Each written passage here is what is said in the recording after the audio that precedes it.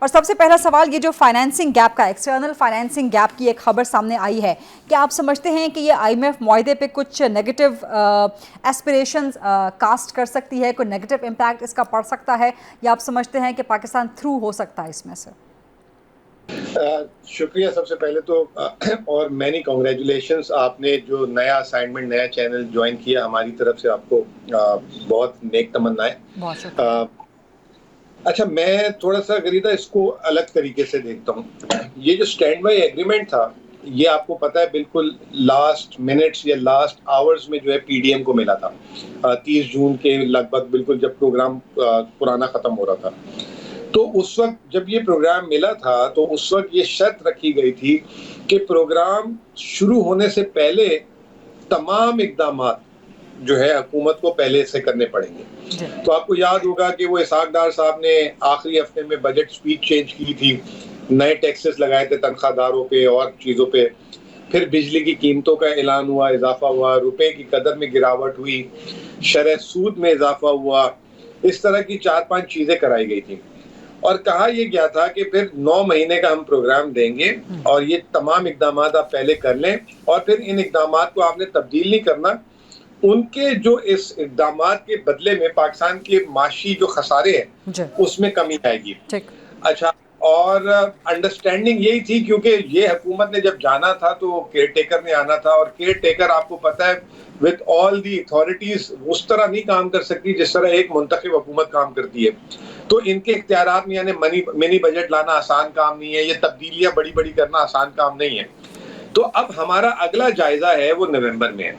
فرض کریں کہ جو اگلا جائزہ نومبر میں ہے، اور اس میں جو آئی ایم ایف کی توقعات تھی کہ پاکستان کے معاشی اشاریے یہ ٹارگٹس پورے ہونے چاہیے، اگر نہیں ہوتے تو آئی ایم ایف کو وہاں پہ اعتراض نہیں بنتا۔ آئی ایم ایف کا، آئی ایم ایف کو جو ہے وہ، کیونکہ آئی ایم ایف نے خود اقدامات کرائے تھے۔ جیسے مثال دیتا ہوں، آپ کسی ڈاکٹر کے پاس جائیں اور ڈاکٹر آپ کو یہ کہے کہ آپ یہ فلاں دوا کھائیں اور یہ پرہیز کریں، اب اس کے بعد وہ دوا اور پرہیز کے بعد بھی نتیجہ اچھا نہیں آ رہا، تو ڈاکٹر آپ کو نہیں کہہ سکتا کہ جی آپ نے بد احتیاطی کی ہے نا۔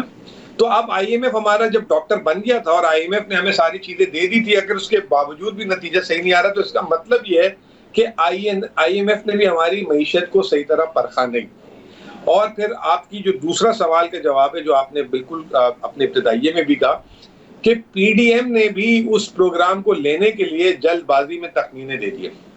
اور وہ جو $4.5 ارب کی آپ نے بات کی، دیکھیں غریدہ 28 ارب ڈالر ہمیں اس سال چاہیے تھے،